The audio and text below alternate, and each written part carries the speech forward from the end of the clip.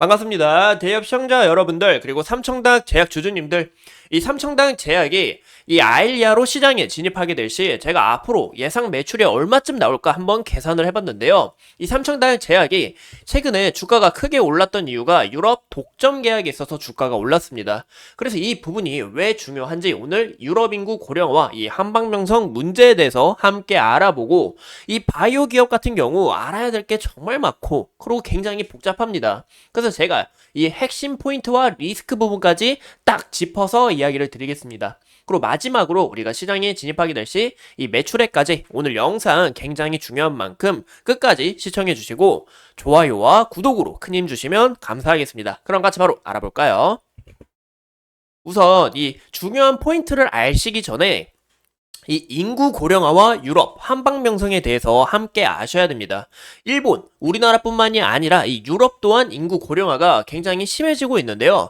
21세기 보시는 것처럼 21세기 말까지 인구 30% 이상이 65세 이상 이 고령화가 나타나지 않을까라고 전망하고 있습니다.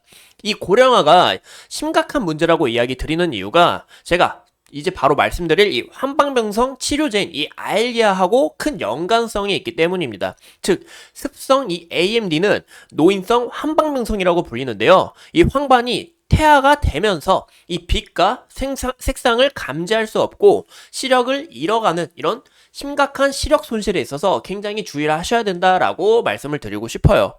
이 습성 AMD가 이제 노인한테서 굉장히 많이 나타난다고 합니다. 그래서 이제 제가 이 유럽 한방병성에 대한 이 바이오 리포트를 간단하게 번역을 해보자면 2020년까지 습성 AMD는 약 2억 명 되고 2040년까지 약 3억 명으로 육박하고 있다라고 이야기가 나오고 있습니다.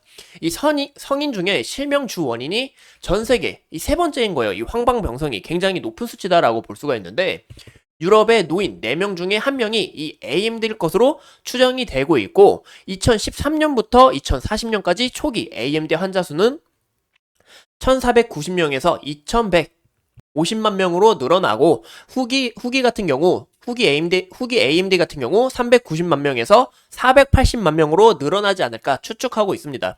하지만 향후 이 데이터는 2017년 데이터이기 때문에 향후 20년 동안 더 늘어날 여지로 보이고 있고, 이 유럽 같은 경우 이 습성 AMD가 전 세계 두 번째로 많을 것으로 예상하고 있습니다. 그 큰 이유가 유전 문제라고 좀 예상을 하고 있고요. 현재 유럽이 굉장히 심각한 문제가 보시는 것처럼 이 백내장이 20%를 차지하고 있고 녹내장이 20.5%를 차지하고 있습니다. 근데 이 황방병성이 26%를 차지하고 있는 만큼 이 굉장히 심각한 문제다라고 볼 수가 있어요. 이 유럽뿐만이 아니라 이제 우리나라에서도 65세 인구 중 7명 65세 이상 인구 7명 중에 이 1명이 경험했을 정도로 굉장히 심각한 문제다라고 볼 수가 있습니다. 그렇기 때문에 이 유럽 시장이 더욱 커질 것으로 예상이 들어서 이 삼청당 제약이 최근 이 한방명성 치료제 SCD 411이 이 유럽 9개국과 독점 공급 판매 계약하면서 주가가 크게 올랐다라고 볼 수가 있겠죠. 근데 최근에 주가가 떨어진 이유가 여기에 대한 루머가 퍼진 겁니다. 특허를 침해했다 이런 루머가 퍼지면서 주가가 하락을 했고, 이 루머로 인해서 이 갭을 다 반납했기 때문에 다시 한 번 더 이 기대감이 함께 반영되지 않을까라고 예상을 해보고 있습니다. 이 차트 부분은 제일 마지막에 보실게요. 우리가 이 핵심 포인트 어떤 부분을 볼 수 있냐? 바로 삼청당 제약은 임상 3상까지 승인이 완료가 됐다는 겁니다. 그리고 이 PFS라고 있는데요. 이 PFS가 뭐냐? 이 아일리아 같은 경우 약 종류가 두 가지가 있습니다. 이 바이알하고 이 PFS가 있는데, 이 바이알은 약물 있잖아요. 약물에다가 주사기를 꼽아가지고 약물을 뽑아서 쓰는 거고, PFS 같은 경우 이 주사기에 이미 약물이 들어있는 것이라고 보시면 될 것 같습니다. 근데 이 PFS가 굉장히 중요한 게 현재 이 아일리아 시장 점유율을 90% 차지하고 있어요. 그렇기 때문에 이 특허를 무조건 보유해야 된다라고 볼 수가 있고, 삼청당 제약은 이 바이알과 PFS 관련해서 이미 특허가 있다라는 겁니다. 그리고 이 PFS가 굉장히 중요한 게 이 눈에다가 주사를 맞기 때문에 오염될 문제가 적고 안전하게 보관할 수 있다, 이런 큰 장점이 있고, 현재 경쟁사가 없다라는 게 이게 핵심 포인트라고 볼 수가 있을 것 같습니다. 이제 국내 기업으로 이제 알테오젠이 임상 3상을 준비하고 있기 때문에 아직 허가가 나오지 않았어요. 그래서 굉장히 시장 진입에 있어서 늦을 수 있다라는 거, 이런 부분이 큰 장점이고, 이 삼청당 제약 같은 경우 일본, 캐나다, 유럽까지 계약을 이미 체결을 완료했고, 시장, 이 아일리아 시장 중에서 가장 먼저 진입할 가능성이 높다라고 볼 수가 있습니다. 그 외로 이 네 가지 특허까지 보유를 완료했고, 유럽 바이오시밀러 관련해서 EMA 허가 신청에서 문제 전혀 없었다. 그리고 생산시설 GMP 규정까지 이미 검증을 마쳤기 때문에 탈날 문제가 없다라고 볼 수가 있습니다. 근데 유럽 특허가 2025년 11월에 만료가 되기 때문에 실적 부분은 2026년 초에 아마 반영되지 않을까라고 볼 수가 있고, 우리가 또 핵심 포인트로 보셔야 될 게 삼청당 제약은 이 에스패스 전략이 있습니다. 이 에스패스가 뭐냐? 바로 주사기를 이제 먹는 약으로 바꾼다고 생각하시면 돼요. 주사기 맞는 거 굉장히 무섭잖아요. 그리고 이 아일리아가 눈에다가 주사를 맞습니다. 저는 눈에다가 주사 맞는 거 정말 무서워서 못할 것 같은데, 이런 에스패스 경구용으로 만들어서 환자들에게 편리를 주고 이런 부분에서 점유율을 크게 올릴 수 있다. 그리고 여기 부분이 호재로 또 작용할 수 있다는 겁니다. 그래서 우리가 이런 핵심 포인트를 아시면 좋을 것 같고, 이 리스크 문제에 있어서는 현재 이 아일리아 관련해서 이 아일리아가 이 황방병성 치료제잖아요. 이 황방병성 치료제 신약인 이 바비노스 출현 때문입니다. 이 바비노스가 이제 게임 체인저급 약으로 불리고 있는데, 이 아일리아 점유율을 서서히 따라잡고 있다. 왜냐? 이 면적 자체가 좁고 그리고 약 효능이 더 뛰어나다는 이런 장점으로 현재 이런 큰 문제가 있고, 그리고 물질 특허 같은 경우 원래 과거에 2023년 6월에 만료가 예정이었으나 올해 24년 5월로 연장이 되었습니다. 근데 이 부분이 또 연장될 수 있다는 것을 주의하셔야 된다. 만약에 연장이 되게 되면 이 실망 매물이 나오면서 어느 정도 크게 주가에 영향을 줄 수 있다는 것을 우리가 참고하시면 좋을 것 같고, 이 리제놀론, 이 오리지널 약을 만든 회사인데요. 여기서 특허 부분에서 이제 항소 우려가 있을 수 있습니다.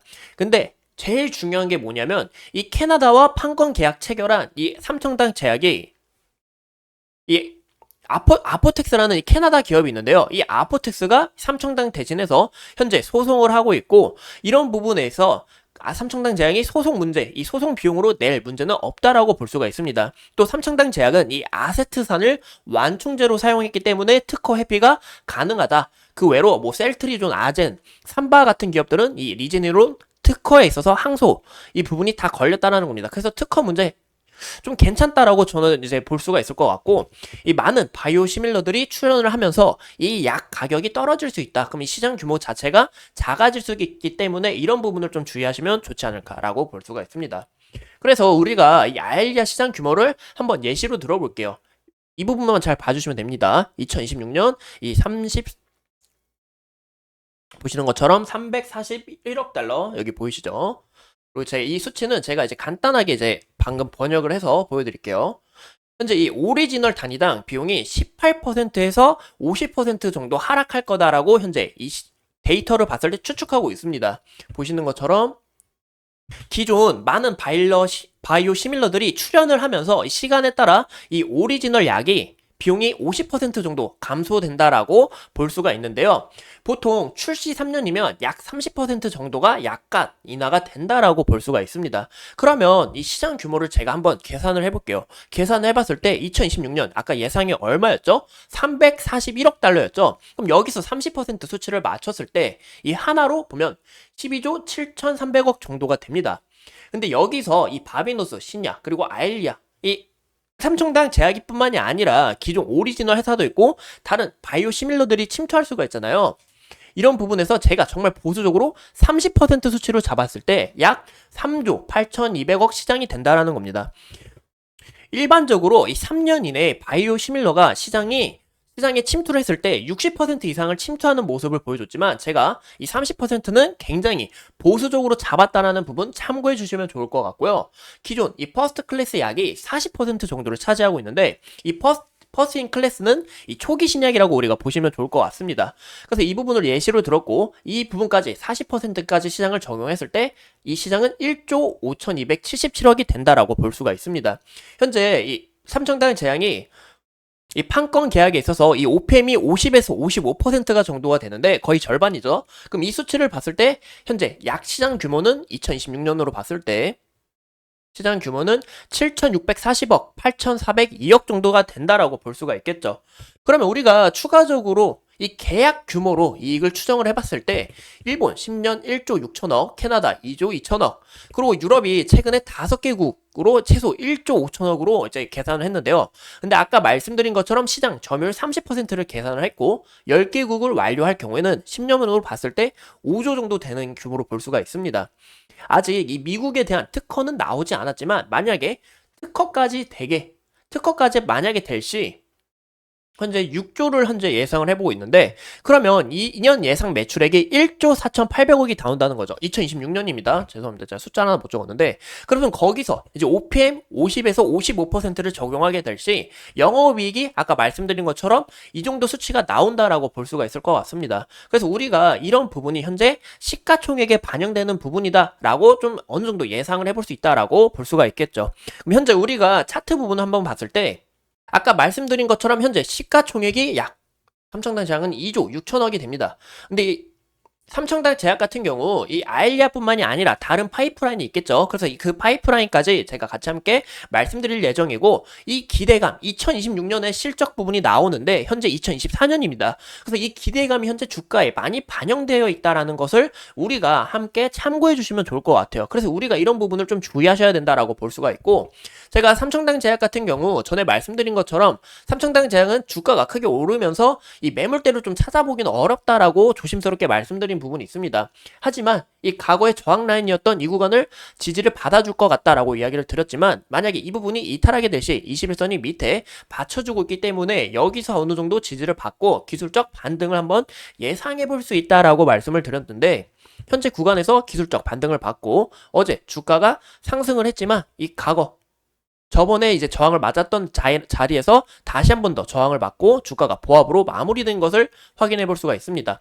근데 현재 구간에서 다시 한 번 더 어느 정도 차익 실현 물량 나오고 매도 물량 나오면서 주가가 떨어지고 있는데, 여기서 다시 한 번 더 21선 지지를 받으면서 주가가 다시 우상향을 하는지, 만약에 이 부분이 굉장히 중요한 부분으로 보이고요. 만약에 우상향을 하게 될 시 다시 한 번 더 이 과거 최근에 저항대인 이 구간을 돌파하는 과정이 굉장히 중요해 보인다라고 볼 수가 있겠죠. 만약에 21선 이탈하게 될 시 하락으로 보시는 것처럼